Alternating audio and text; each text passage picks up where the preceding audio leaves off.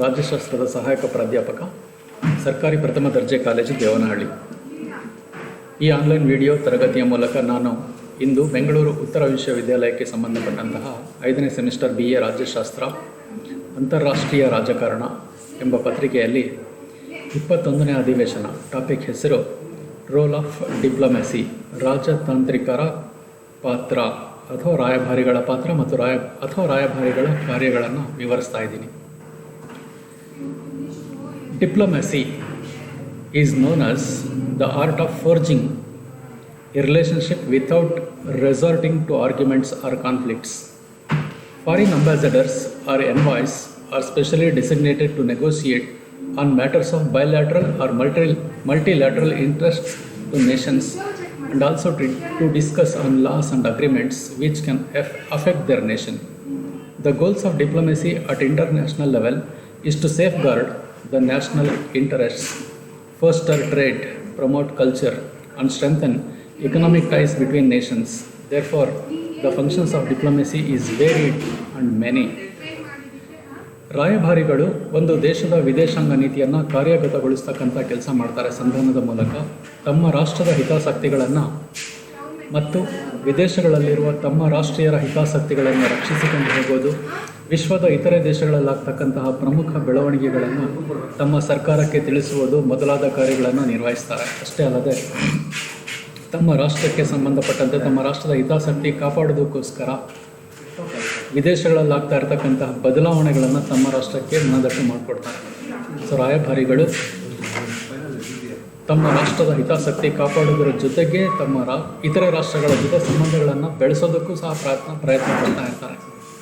ಇವರು ರಾಷ್ಟ್ರಗಳ ನಡುವೆ ಸಂಸ್ಕೃತಿ, ಆರ್ಥಿಕತೆ ಮುಂತಾದ ಇವನ್ ರಕ್ಷಣಾತ್ಮಕ ಚಟುವಟಿಕೆಗಳು ಇತ್ಯಾದಿಗಳಿಗೆ ಸಂಬಂಧಪಟ್ಟಂತೆ ಸಹಾಯ ಪಡೆಯೋದ್ರಲ್ಲಿ, ತಮ್ಮ ರಾಷ್ಟ್ರದ ವಿದೇಶಾಂಗ ನೀತಿಯನ್ನು ಜಾರಿಗೊಳಿಸೋದ್ರಲ್ಲಿ ಮುಖ್ಯ ಪಾತ್ರ ವಹಿಸ್ತಾರೆ.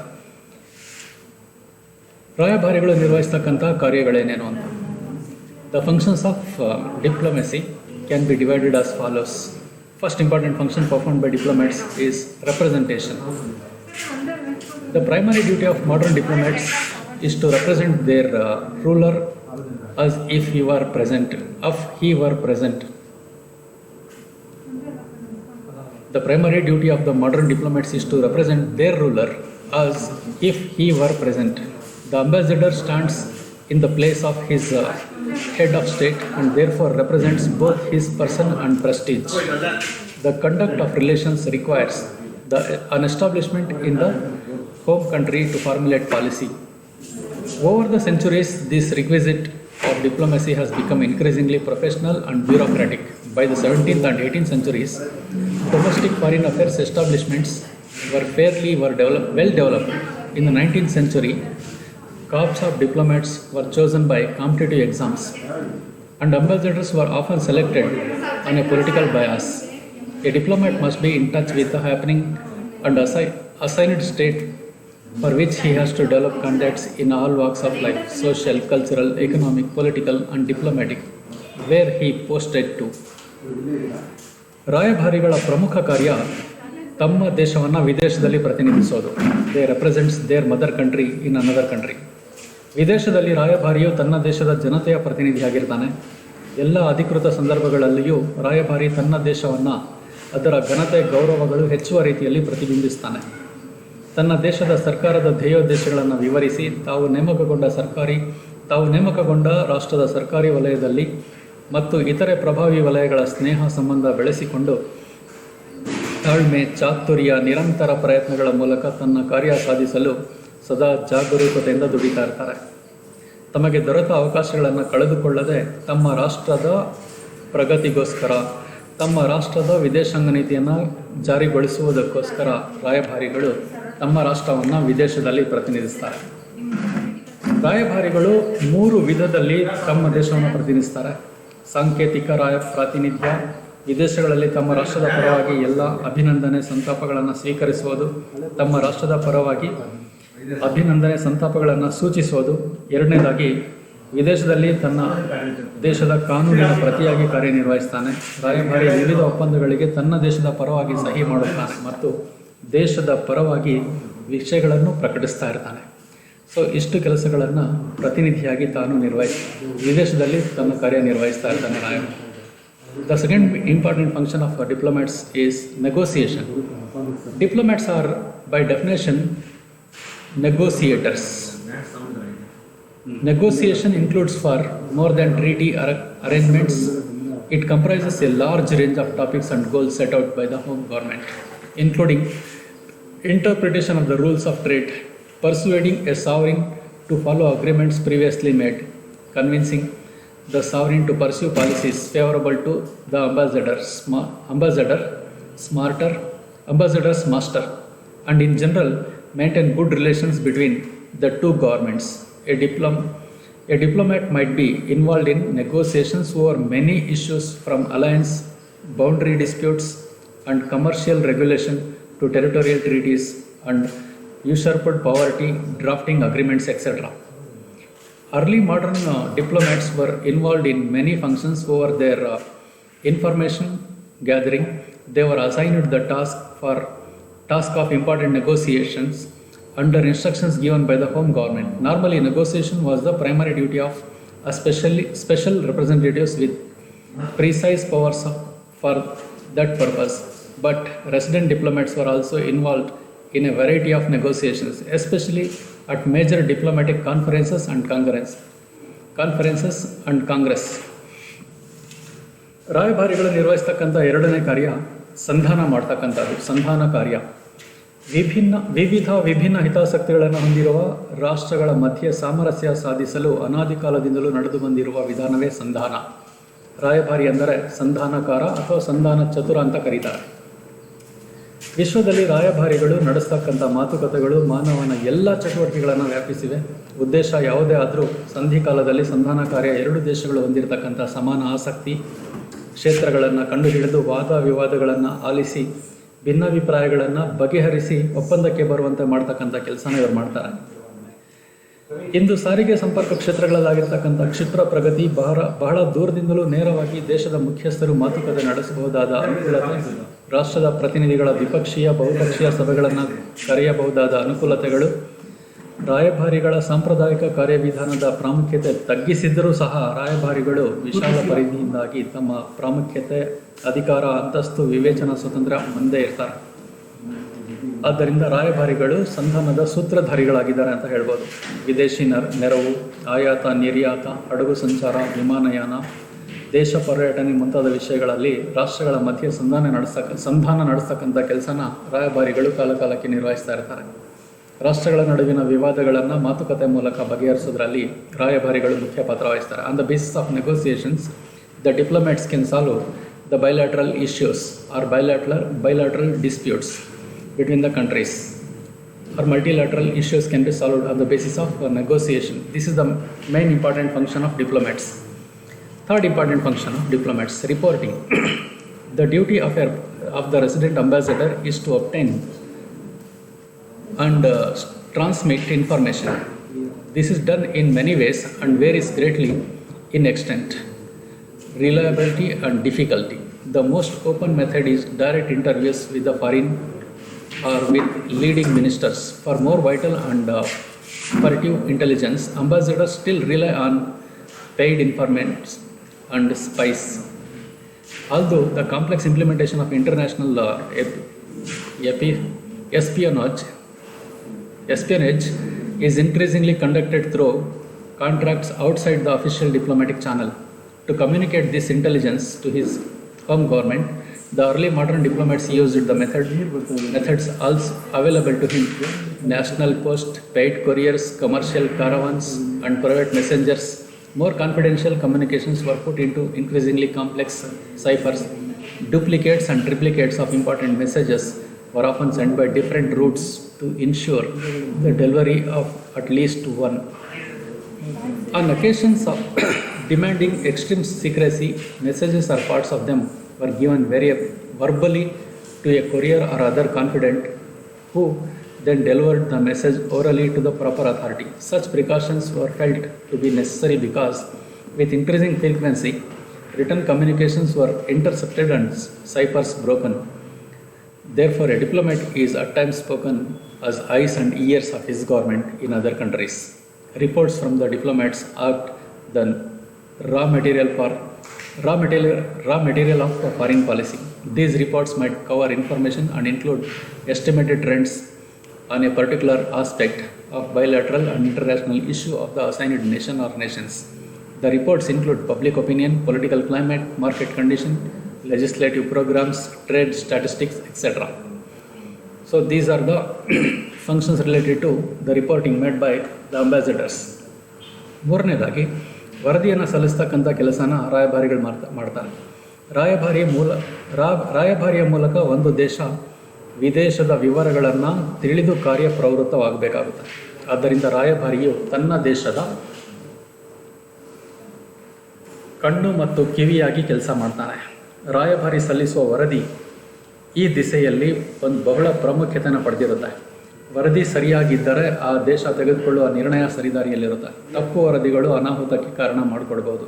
ಆದ್ದರಿಂದ ಸಮಚಿತ್ತ ರಾಯಭಾರಿ ಸೂಕ್ಷ್ಮಗ್ರಾಹಿಯಾಗಿ ಸ್ಪಷ್ಟವಾಗಿ ಸಮಯೋಚಿತವಾಗಿ ಸಲ್ಲಿಸುವ ವರದಿ ಅತ್ಯಂತ ಮಹತ್ವದ್ದಾಗಿರುತ್ತೆ.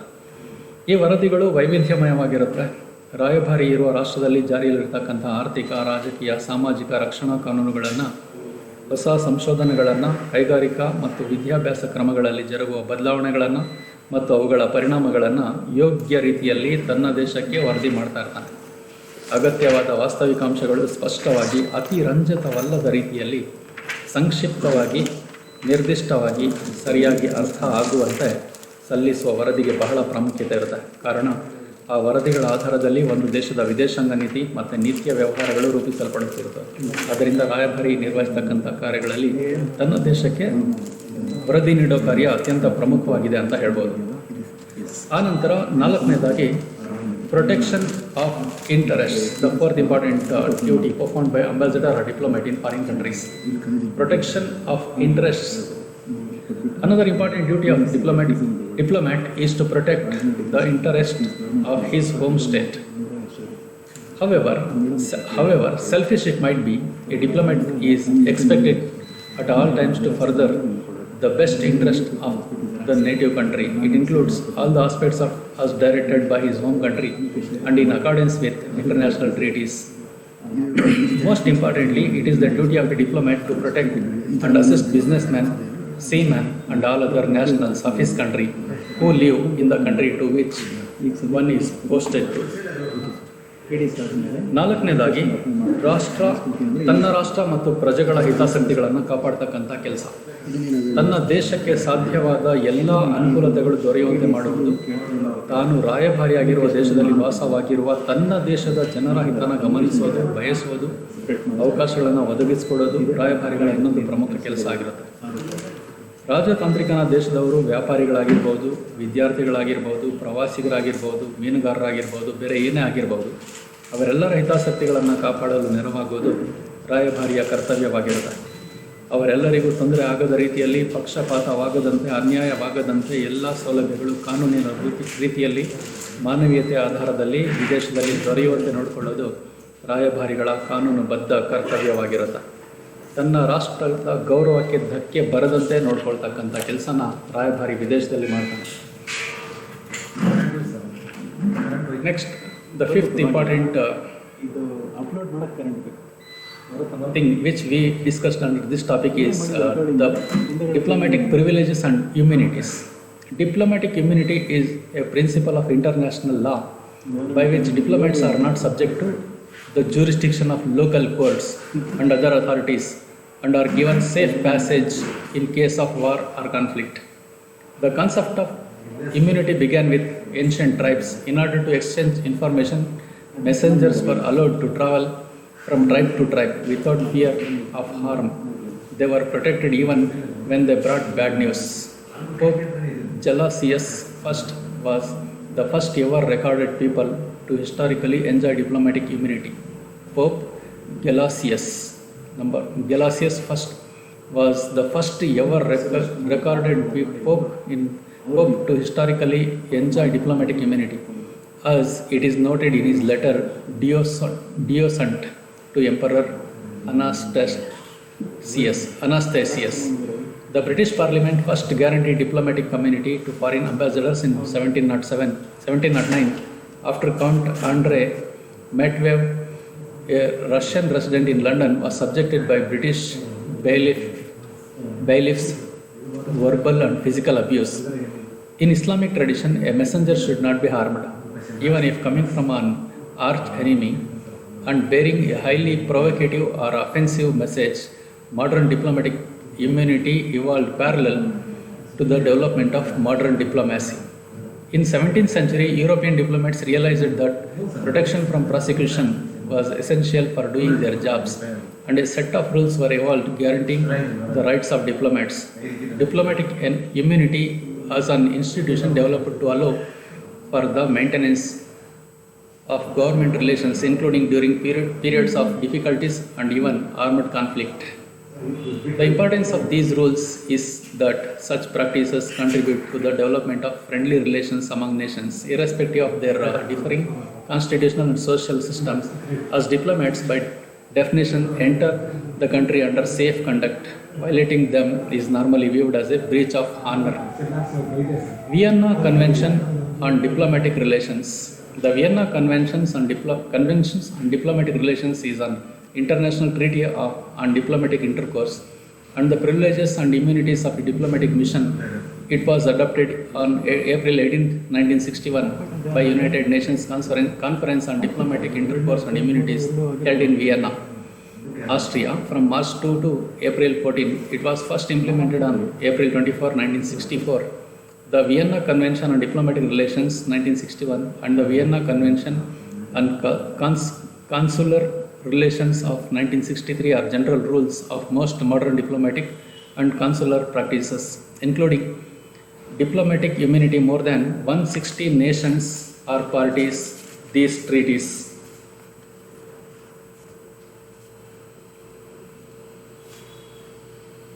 ರಾಯಭಾರಿಗಳಿಗೆ ಕೆಲವು ಸೌಲಭ್ಯಗಳನ್ನು ನೀಡ್ತಾರೆ ಮತ್ತು ವಿನಾಯಿತಿಗಳನ್ನು ನೀಡ್ತಾರೆ. ಅವರು ತಾವು ಹೋಗಿರ್ತಕ್ಕಂಥ ರಾಷ್ಟ್ರಗಳಲ್ಲಿ ತಮ್ಮ ಕೆಲಸ ಕಾರ್ಯಗಳನ್ನು ಉತ್ತಮವಾಗಿ ನಿರ್ವಹಿಸಲಿ ಅನ್ನೋ ಉದ್ದೇಶಕ್ಕೋಸ್ಕರ ಸಾಮಾನ್ಯ ನಾಗರಿಕರು ಅನುಭವಿಸಿದಂತಹ ಹಲವು ವಿಶೇಷ ಸೌಲಭ್ಯಗಳು, ಅನುಕೂಲತೆಗಳು, ರಿಯಾಯಿತಿಗಳನ್ನು ರಾಯಭಾರಿಗಳಿಗೆ ನೀಡಲಾಗುತ್ತೆ. ವಿದೇಶದಲ್ಲಿ ಈ ರಾಯಭಾರಿಗಳು ತಮ್ಮ ರಾಷ್ಟ್ರದ ಮುಖ್ಯಸ್ಥರನ್ನು ಪ್ರತಿನಿಧಿಸೋದ್ರಿಂದ ಅವರು ದೇಶದ ಘನತೆ ಗೌರವಗಳನ್ನು ಕಾಪಾಡಿಕೊಳ್ಳಲು ಸಾಧ್ಯವಾಗುವಂತೆ ಈ ವಿಶೇಷ ಸೌಲಭ್ಯಗಳನ್ನು ಕಲ್ಪಿಸಿಕೊಡುವುದು ಸಮಂಜಸವಾದ ಮತ್ತು ಅಂತಾರಾಷ್ಟ್ರೀಯ ಅವಶ್ಯಕತೆ ಆಗಿರುತ್ತೆ. ತಮ್ಮ ಕರ್ತವ್ಯಗಳನ್ನು ಯಾವುದೇ ಒತ್ತಡಕ್ಕೂ ಒಳಪಡದೆ ರಾಯಭಾರಿಗಳು ಸ್ಥಳೀಯ ರಾಷ್ಟ್ರಗಳ ಕಾನೂನುಗಳ ಬಂಧನದಿಂದ ಮುಕ್ತವಾಗಿ ಕಾರ್ಯನಿರ್ವಹಿಸಲು ಸಾಧ್ಯವಾಗುವುದಕ್ಕಾಗಿ ಈ ವ್ಯವಸ್ಥೆ ನೀಡಲಾಗಿರುತ್ತೆ. 1815ರ ವಿಯೆನ್ನಾ ಸಮ್ಮೇಳನ, 1963ರ ವಿಶ್ವಸಂಸ್ಥೆ ಕಾನೂನು ಆಯೋಗದ ನಿಯಮಾವಳಿಗಳ ಪ್ರಕಾರ ರಾಯಭಾರಿಗಳಿಗೆ ಸೌಲಭ್ಯಗಳನ್ನು ವಿಶೇಷವಾಗಿ ಕಲ್ಪಿಸಲಾಗುತ್ತೆ. ರಾಯಭಾರಿಗಳಿಗೆ ಹಲವು ಸೌಲಭ್ಯಗಳಿರುತ್ತೆ. ಅವುಗಳಲ್ಲಿ ಮುಖ್ಯವಾಗಿ ಹೇಳೋದಾದರೆ ವೈಯಕ್ತಿಕ ರಕ್ಷಣೆ, ರಾಯಭಾರಿ ವರ್ಗದವರ ಪರಿವಾರದ ರಕ್ಷಣೆ, ಅವರ ನಿವಾಸಗಳ ರಕ್ಷಣೆ, ಅವರ ಆರಾಧನಾ ಸ್ಥಳಗಳ ಹಕ್ಕು, ಸಿವಿಲ್ ಮತ್ತು ಕ್ರಿಮಿನಲ್ ಕಾನೂನಿನ ವ್ಯಾಪ್ತಿಯಿಂದ ವಿನಾಯಿತಿ, ತೆರಿಗೆ ವಿನಾಯಿತಿ, ಸುಂಕಗಳಿಂದ ವಿನಾಯಿತಿ, ಸಂಪರ್ಕ ಸ್ವಾತಂತ್ರ್ಯ, ತಮ್ಮ ದೇಶಕ್ಕೆ ಹಿಂದಿರುಗುವಾಗ ಸ್ವದೇಶ ತಲುಪುವವರೆಗೆ ಸಂಪೂರ್ಣ ರಕ್ಷಣೆ, ಇವೆಲ್ಲವೂ ರಾಯಭಾರಿಗಳಿಗೆ ಸಾಮಾನ್ಯವಾಗಿ ಶಾಂತಿಕಾಲದಲ್ಲಿ ಎಲ್ಲ ದೇಶಗಳಲ್ಲಿ ಪಡೆಯುವ ಸೌಲಭ್ಯ ಮತ್ತು ರಿಯಾಯಿತಿಗಳಾಗಿರುತ್ತವೆ. ರಾಯಭಾರಿಯ ಪ್ರಾಣ ರಕ್ಷಣೆಯ ಹೊಣೆ ಆತಿಥೇಯ ರಾಷ್ಟ್ರದ್ದಾಗಿರುತ್ತೆ. ರಾಯಭಾರಿಗಳ ಕಚೇರಿ, ನಿವಾಸಗಳಿರುವ ಯಾವುದೇ ಒಂದು ದೇಶದ ಪ್ರದೇಶವು ಅವರ ದೇಶದ ಕಾಯ್ದೆ ಕಾನೂನುಗಳಿಗೆ ಅಂದರೆ ರಾಯಭಾರಿಯ ದೇಶದ ಕಾಯ್ದೆ ಕಾನೂನುಗಳಿಗೆ ಒಳಪಟ್ಟಿರುತ್ತೆ. ರಾಯಭಾರಿಗಳು ನಡೆಸ್ತಕ್ಕಂಥ ಪತ್ರ ವ್ಯವಹಾರಗಳನ್ನು ತೊಂದರೆಯಾಗದಂತೆ ಸೂಕ್ತ ರಕ್ಷಣೆ ಕೊಡಬೇಕಾಗುತ್ತೆ. ರಾಜತಾಂತ್ರಿಕ ವರ್ಗದವರು ನಡೆಸ್ತಕ್ಕಂಥ ದೂರವಾಣಿ ಮಾತುಕತೆಗಳು, ಪತ್ರ ವ್ಯವಹಾರಗಳ ಗೌಪ್ಯತೆ ಕಾಪಾಡಲು ಸೂಕ್ತ ಸಹಕಾರ ನೀಡಲಾಗುತ್ತೆ, ಸೆನ್ಸರ್ ಮಾಡೋ ಹಾಗಿಲ್ಲ. ರಾಯಭಾರಿಗಳು ಇಂತಹ ಅವಕಾಶಗಳನ್ನು ಆತಿಥೇಯ ರಾಷ್ಟ್ರದ ವಿರುದ್ಧ ಬೇಹುಗಾರಿಕೆಗೆ ಉಪಯೋಗಿಸಿ ವಿದ್ರೋಹ ಕೃತ್ಯಗಳಿಗೆ ಯಾವುದೇ ಕಾರಣಕ್ಕಾಗಿಯೂ ಉಪಯೋಗಿಸಬಾರ್ದವರು. ತಮ್ಮ ಧರ್ಮ ಹಾಗೂ ನಂಬಿಕೆಗಳನ್ನು ಪಾಲಿಸಲು ಸ್ವತಂತ್ರ ಇರುತ್ತೆ. ರಾಯಭಾರಿಗಳು ಕಾರ್ಯ ಎಸಗುತ್ತಿರುವ ದೇಶದ ಯಾವ ಕಾನೂನಿನ ವ್ಯಾಪ್ತಿಗೂ ಒಳಪಡೋಂಗಿಲ್ಲ. ಅವ್ರ ಮೇಲೆ ಯಾವುದೇ ವಿಧವಾದ ಪ್ರತ್ಯಕ್ಷ ಪರೋಕ್ಷ ತೆರಿಗೆ ವಿಧಿಸೋಂಗಿಲ್ಲ. ಕಾರಣಾಂತರಗಳಿಂದ ತಾನಿರ್ತಕ್ಕಂಥ ರಾಷ್ಟ್ರ ಮತ್ತು ತನ್ನ ರಾಷ್ಟ್ರದ ನಡುವೆ ಅಥವಾ ಬೇರೆ ರಾಷ್ಟ್ರಗಳ ಜೊತೆ ಯುದ್ಧ ಏನಾದರೂ ಆರಂಭ ಆದರೆ ರಾಯಭಾರಿಗಳಿಗೆ ಮತ್ತು ಅವರ ಪರಿವಾರದವರಿಗೆ ಯಾವ ತೊಂದರೆಯೂ ಇಲ್ಲದಂತೆ ಮಾತೃ ರಾಷ್ಟ್ರಕ್ಕೆ ಕಳಿಸ್ಕೊಡ್ತಕ್ಕಂಥ ಅನುಕೂಲತೆಯನ್ನು ಕಲ್ಪಿಸಿಕೊಡಬೇಕಾಗುತ್ತೆ.